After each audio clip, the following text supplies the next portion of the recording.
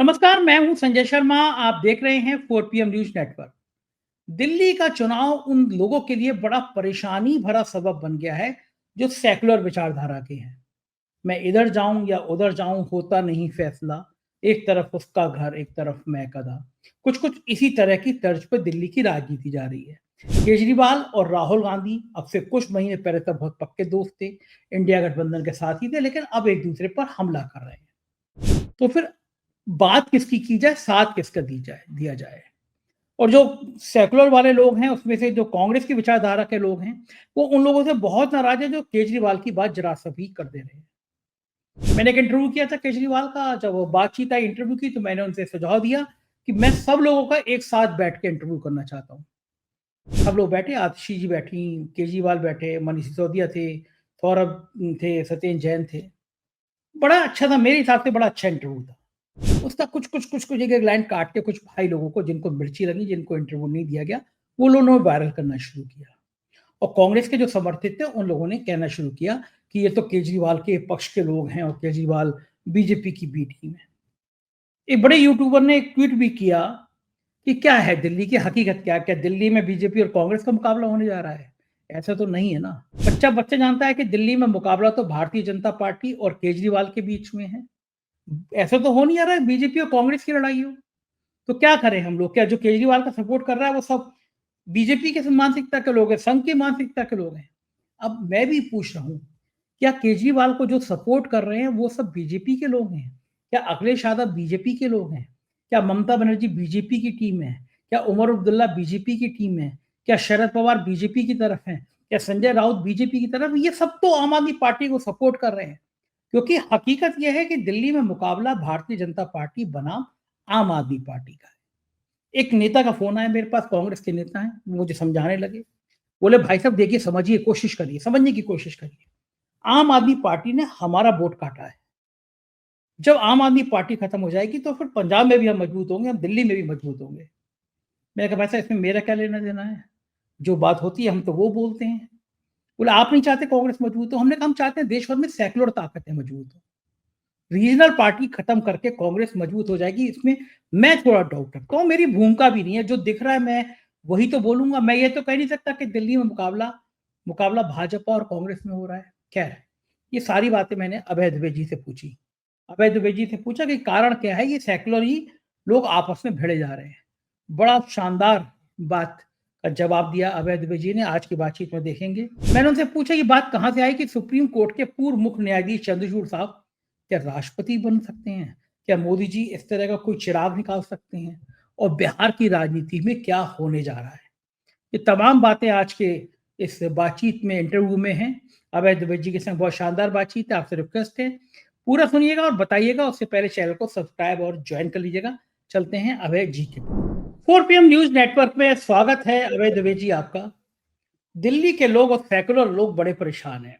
पूरे अभी 1 डेढ़ 2 महीने पहले महाराष्ट्र में केजरीवाल और राहुल गांधी एक दूसरे की तारीफ करते नहीं थकते थे। इंडिया गठबंधन के साथ ही थे, हाथ में हाथ डाल के फोटो खिंचाते थे। कहते थे कि हमारा गठबंधन सबसे अच्छा, हमारा नेता सबसे अच्छा। और अब राहुल गांधी की भी एंट्री हुई तो उन्होंने दनादन केजरीवाल पे निशाना साध दिया। कह दिया कि केजरीवाल अडानी पे तो कुछ बोलते ही नहीं है। क्या मतलब है इनके, अडानी पे खामोश रहते हैं। जाति जनगणना पर नहीं बोलते। तुरंत केजरीवाल ने एक बयान जारी कर दिया जिसमें उन्होंने अडानी पे ढेर सारे हमले बोले थे, हाउस में भी बोले थे। लेकिन ये जो हमले हो रहे हैं कांग्रेस और आम आदमी पार्टी के आस-पास से एक दूसरे के ऊपर, बीजेपी बड़े मजे में ले रही है कि चलो दोनों जने आपस में भिड़ गए। तो ये हमले जो हो रहे हैं इसके पीछे की क्या केवल यही है कि चुनाव में अपना-अपना वोट प्रतिशत बढ़ जाए? क्या दोनों को नज़र नहीं आ रहा कि इससे बीजेपी को फायदा हो जाएगा इन हमलों से? खेल क्या है? रणनीति क्या है इन हमलों की? देखिए, मैं तो जरा थोड़ा अलग हटके देखता हूं। मेरा मानना है कि जो कांग्रेस की भूमिका है उसको भारतीय जनता पार्टी उसको लेके चिंतित है। वो बिल्कुल मजे नहीं ले रही है। वो बहुत ही सतर्कता पूर्वक, चौकन्नी होकर, पूरी आंख खोलकर और पूरा दिमाग साफ करके इस भूमिका को देख रही है। क्योंकि पिछले 2 चुनावों के बाद में ये तीसरा लगातार ऐसा चुनाव है जब कांग्रेस की भूमिका पिछले चुनावों से नहीं, मैं गलत कह गया, पिछले 2 चुनावों के बाद ये पहली बार ऐसा है जब कांग्रेस की भूमिका इस चुनाव में थोड़ी अलग तरह की है। उसकी एक वजह है, उसकी वजह यह है, उसकी वजह के केंद्र में एक शब्द है एंटी इनकम्बेंसी। एंटी इनकम्बेंसी जाहिर है कि सरकार के खिलाफ जनता की नाराजगी होती है, उसको अंग्रेजी में एंटी इनकम्बेंसी कहते हैं। अच्छा, तो 10 साल बहुत होते हैं किसी भी पार्टी के लिए। 10 साल सरकार में कोई पार्टी रहती है तो उसके खिलाफ जनता के कुछ ना कुछ हिस्सों में कुछ नाराजगी हो जाती है, कितनी भी अच्छी सरकार चलाई हो। आप नरेंद्र मोदी को देखिए, नरेंद्र मोदी के खिलाफ पीएमएलए कानून में कोई मुकदमा दर्ज नहीं था, उनके ऊपर कोई भ्रष्टाचार का आरोप नहीं था, उन्हें जेल नहीं जाना पड़ा था नरेंद्र मोदी को, कोई जमानत पे नहीं छूटे हुए थे नरेंद्र मोदी। और चुनाव के पहले माना जा रहा था कि उनको हराया जाना लगभग नामुमकिन है और 350 सीटें तो निश्चित रूप से आएंगी, 350 और 400 के बीच में सीटें आएंगी, ये सब बातें की जा रही थी। लेकिन 10 साल की एंटी इनकम्बेंसी ऐसी बोली कि नरेंद्र मोदी अपना बहुमत खो बैठे और आज वो गठजोड़ सरकार चला रहे हैं पूर्ण बहुमत की बजाय। ये 10 साल की, मतलब मोटे तौर पर 10 साल की एंटी इनकम्बेंसी अरविंद केजरीवाल की आम आदमी पार्टी सरकार के खिलाफ भी है। इसको आम आदमी पार्टी के कार्यकर्ता नेता भी स्वीकार करते हैं और ये एक स्वाभाविक बात है, मतलब ये कोई ऐसी बात नहीं है जो खास तौर से इनके खिलाफ हो। अच्छा, आम आदमी पार्टी के फेवर में पक्ष में ये बात जाती है कि इतनी एंटी इनकम्बेंसी के बावजूद उसके खिलाफ ऐसी कोई लहर नहीं चल रही है।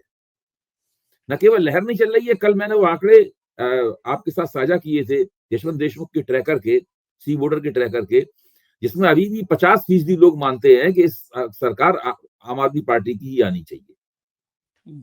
अच्छा, तो ऐसी स्थिति में कांग्रेस जो भूमिका निभा रही है वो भूमिका भाजपा के लिए इसलिए चिंता का सबब बन जाती है कि पिछले दोनों चुनावों में आम आदमी पार्टी के खिलाफ ऐसी कोई एंटी इनकम्बेंसी नहीं थी।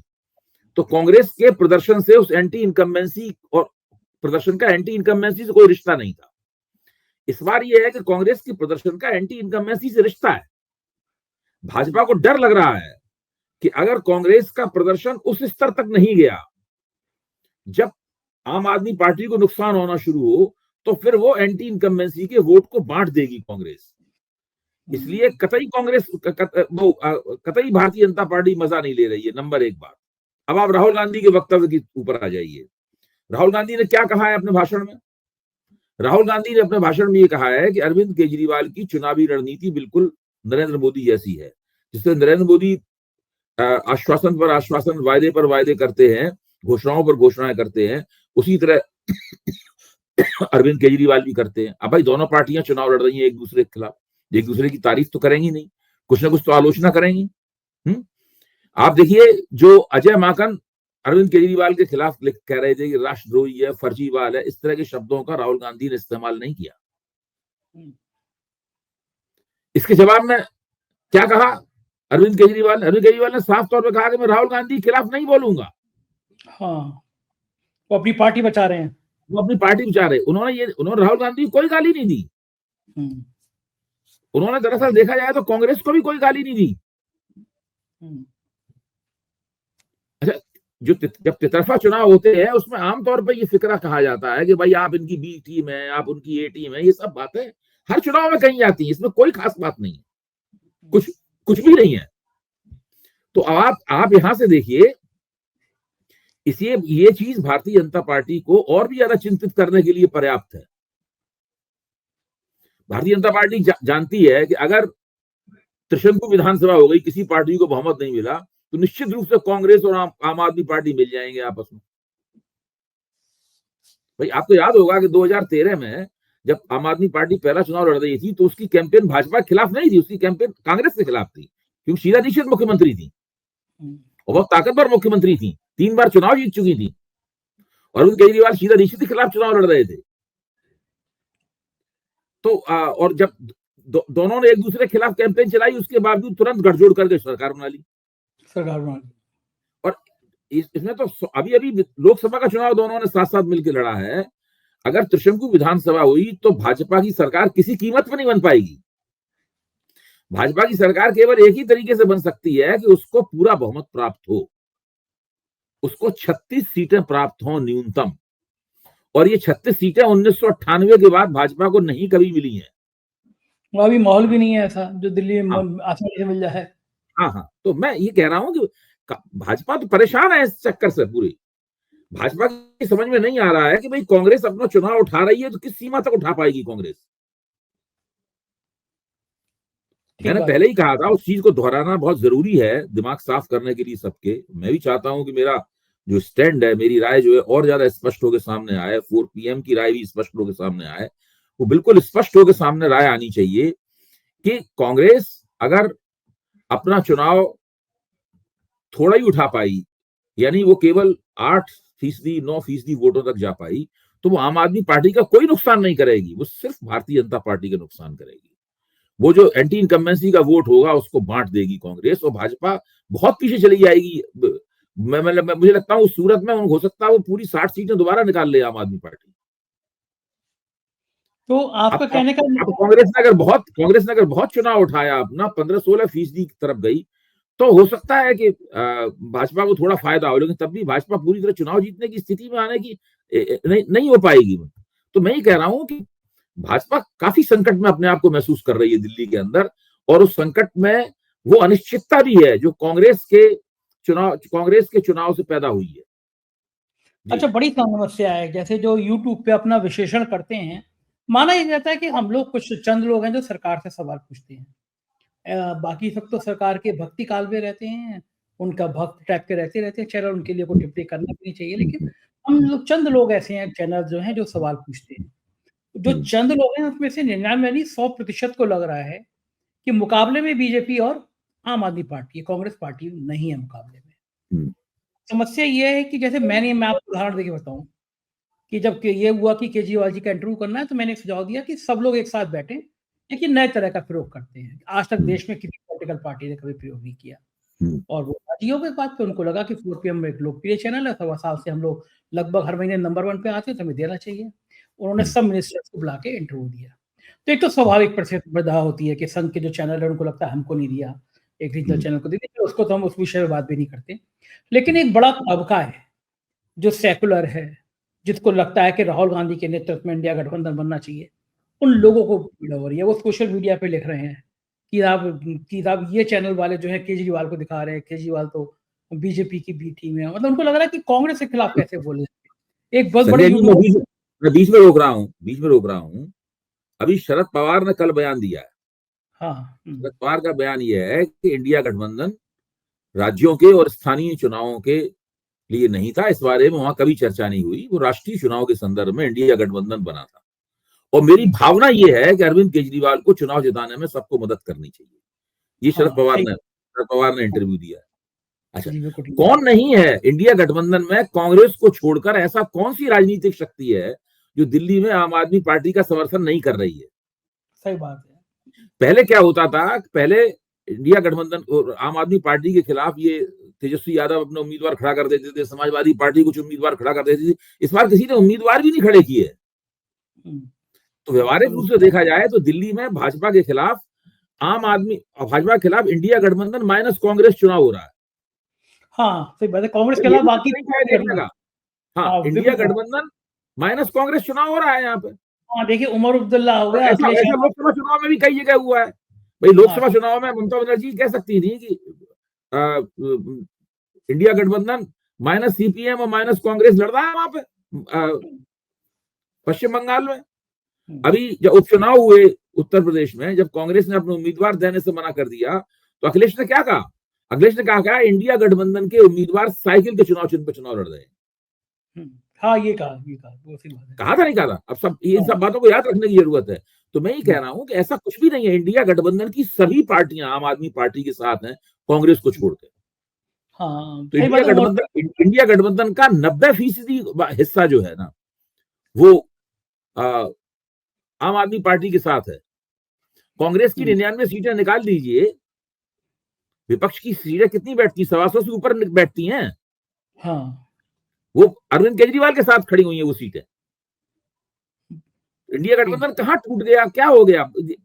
कांग्रेस को जो लोग कांग्रेस को इंडिया गठबंधन का पर्याय माने बैठे हैं, एक तरह से ठीक है और एक तरह से ठीक नहीं है। ठीक इसलिए है कि कांग्रेस एक राष्ट्रीय पार्टी है, इंडिया गठबंधन उसके बिना कुछ नहीं है। उसको होना ही चाहिए इंडिया गठबंधन में, और लोकसभा चुनाव के संदर्भ में उसका नेतृत्व करना चाहिए। लेकिन ये लोकसभा चुनाव नहीं है भाई।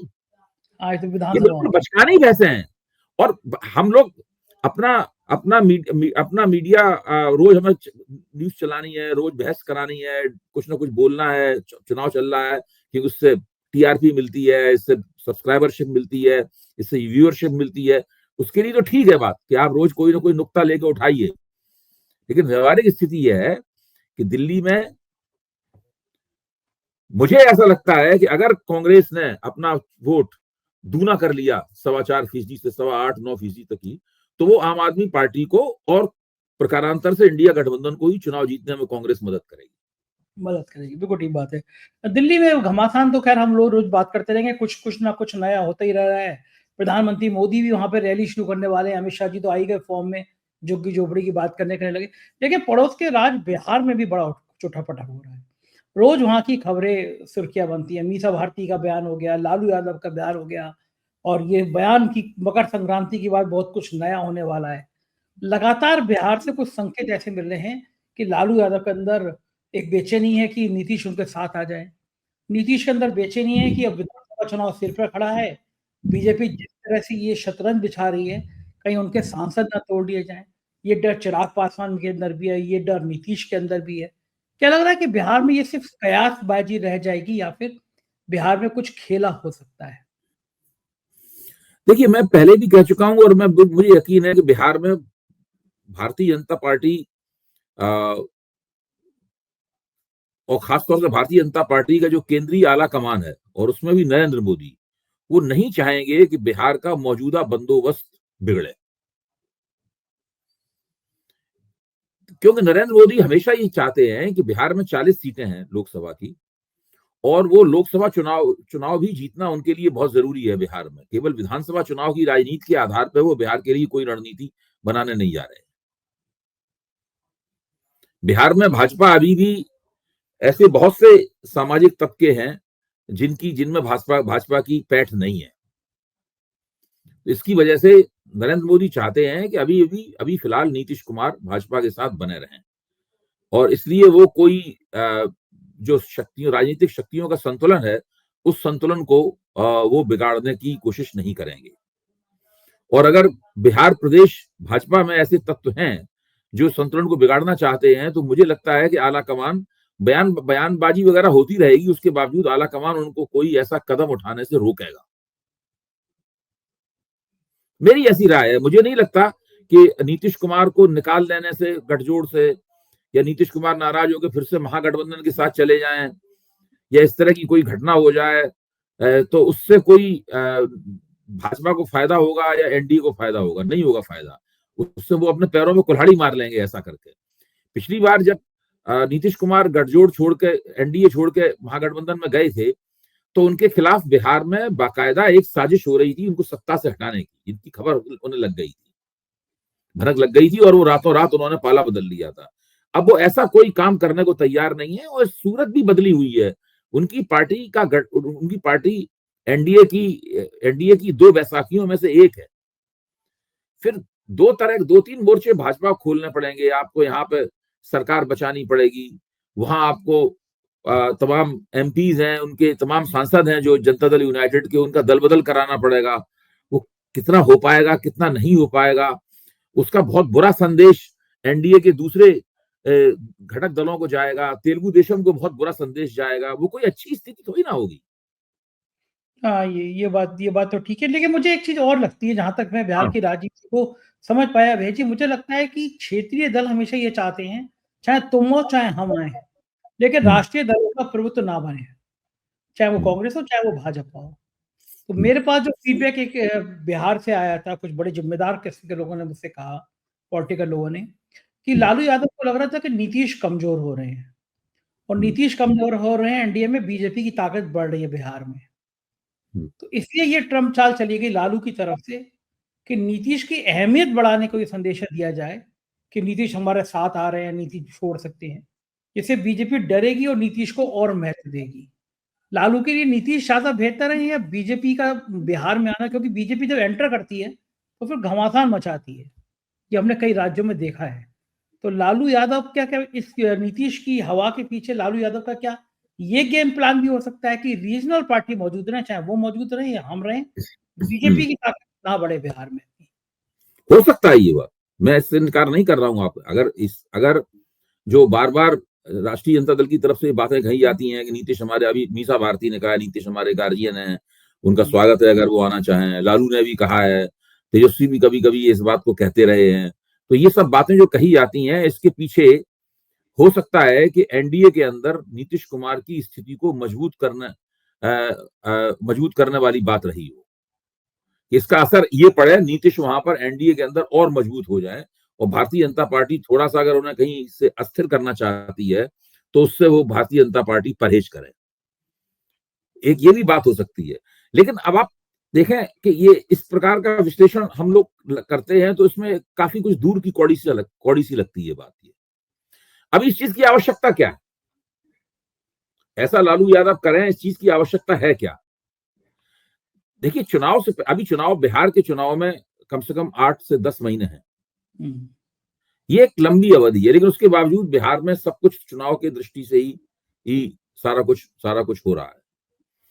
तो हम लोगों को हमेशा ध्यान रखना चाहिए कि इस बार 2015 में जो स्थिति थी या 2020 में जो स्थिति थी वैसी स्थिति नहीं है। इस वक्त भारतीय जनता पार्टी केंद्र में बहुमत की सरकार नहीं चला रही है। वो नीतीश कुमार पर निर्भर है और चंद्रबाबू नायडू पर निर्भर है। इन दो पार्टियों पर वो निर्भर है।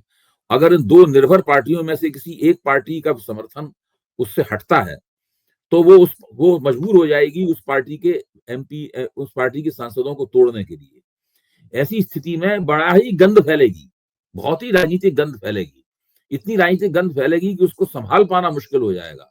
और भाजपा कभी नहीं चाहेगी कि इस प्रकार का एक पूरा नजारा बने जिसमें सारा जो शांतिपूर्वक सरकार चल रही है सारा कुछ गड़बड़ाते हुए दिखे।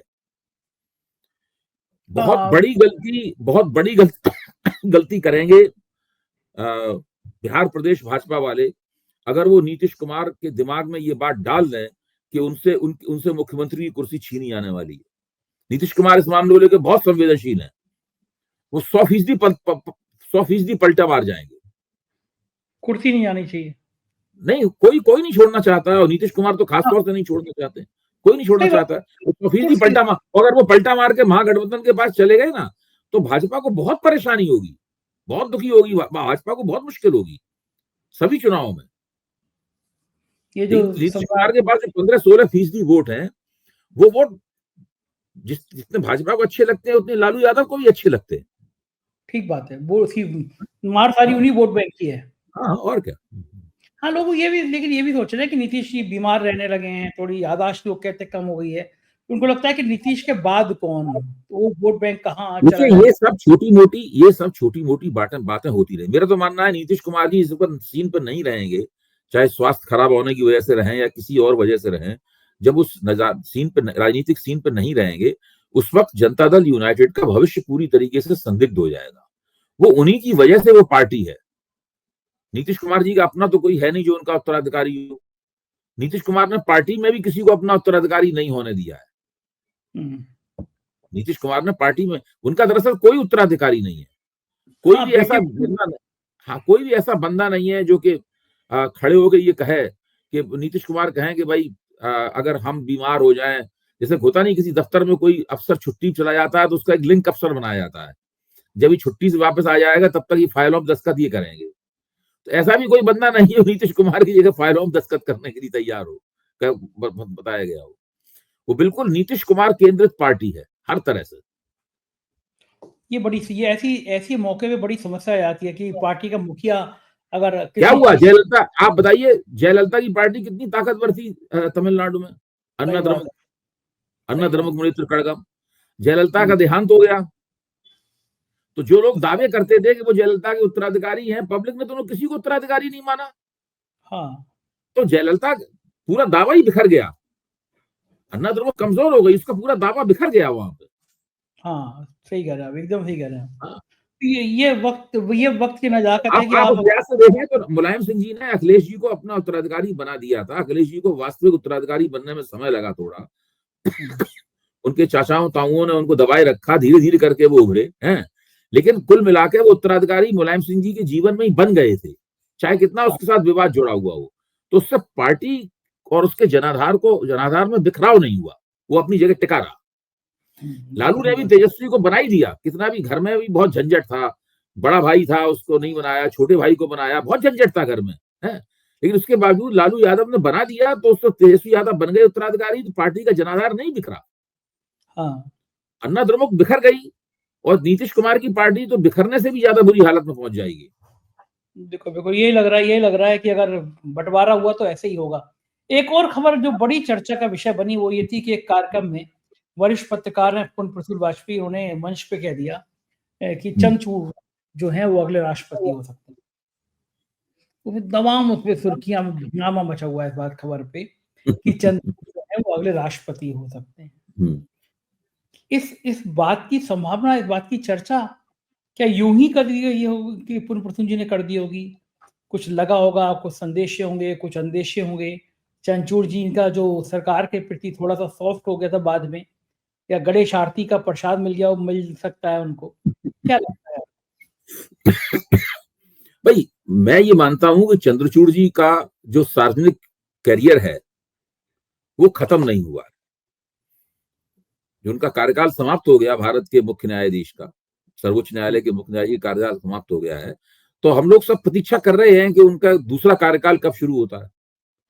उम्र भी उनकी कोई नहीं है, बिल्कुल शारीरिक रूप से बिल्कुल वो स्वस्थ हैं, दुबले पतले स्लिम आदमी हैं चंद्रचूड़ जी, और कुछ ना कुछ तो बड़ा काम, कुछ ना कुछ बड़ी भूमिका तो उनको दी जाएगी। अब राष्ट्रपति बनने के लिए राष्ट्रपति भी बन सकते हैं वो। अभी मौजूदा अभी हमारी राष्ट्रपति हैं आदरणीय महामहिम मुर्मू जी, द्रौपदी मुर्मू, वो हमारी राष्ट्रपति है। इससे पहले कोविंद जी हमारे राष्ट्रपति थे, महामहिम कोविंद जी हमारे राष्ट्रपति थे। तो इन राष्ट्रपतियों का जो तौर तरीका है, जिस तरीके से ये अपनी भूमिका निभा रहे हैं, चंद्रचूड़ जी राष्ट्रपति बनेंगे तो निश्चित रूप से इससे तो कुछ बेहतर ही काम करेंगे। इस बार क्या अगर जो प्रधानमंत्री अचानक फैसला लेकर चौंका देते हैं, इस बार तो राष्ट्रपति के लिए भी नायडू से और नीतीश कुमार से पूछना पड़ेगा। बिल्कुल पूछना पड़ेगा, बिल्कुल पूछना पड़ेगा। ऐसा नहीं है कि आप अपने मर्जी का कोई भी आप नहीं, कर दोगे। बिल्कुल पूछना पड़ेगा, और चंद्रचूड़ के नाम पे वो दोनों मान भी जाएंगे। हाँ, सहयोग तो मदद तो मिली है। महाराष्ट्र का चुनाव चंद्रचूड़ के नाम पे ऐसी कोई आपत्ति नहीं होगी, बशर्ते निजी तो कोई नाराजगी हो तो बात अलग है। कभी कभी ऐसा भी होता है, नेता निजी तौर पर नाराज होता, कहता नहीं इसको नहीं बनने देंगे किसी कीमत पे।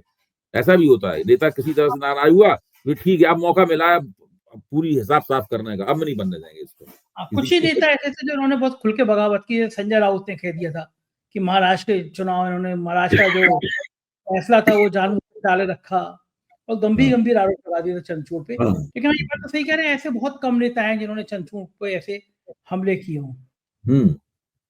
लेकिन एक बार अब पुण्य प्रसूल जी ने ये बात कही है, तो मुझे लगता है कि हो सकता है कि उनका नाम कहीं चल रहा हो, उन्हें भनक लगी हो, तो उन्होंने उस बात को खोल दिया। लेकिन इससे वो जो एक ताज्जुब वाली बात जो होती है, लोगों को अचरज में नरेंद्र मोदी डाल देते हैं, वो बात तो खत्म हो गई ना इससे। हाँ, ये तो खुल गया मामला, सामने आ गया, चर्चा में आ गया। बात ठीक है, लेकिन आने वाले टाइम में पता चलेगा खेल है क्या। बहुत शुक्रिया अभय जी, आपने इतनी शानदार बातचीत की। Thank you. तो ये थे अभय दुबे जी, और आपने पूरी बातचीत सुनी। मुझे यकीन है ये बातचीत आपको पसंद आई होगी। आपकी राय का मुझे बेसब्री से इंतजार रहता है, बताइएगा जरूर। शुक्रिया, थैंक यू।